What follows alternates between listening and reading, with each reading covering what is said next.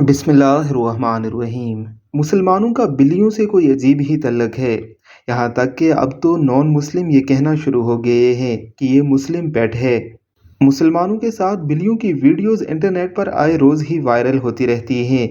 हाल ही में एक कारी साहब की वीडियो ने पूरी दुनिया में शोहरत हासिल की है।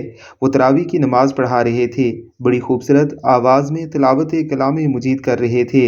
इसी दौरान एक बिल्ली कहीं से चलती आई और उनके कंधे पर सवार हो गई। ज़ेरे नज़र वीडियो में भी आप नमाज के दौरान बिल्ली को नमाजियों के साथ खेलते हुए देख रहे हैं।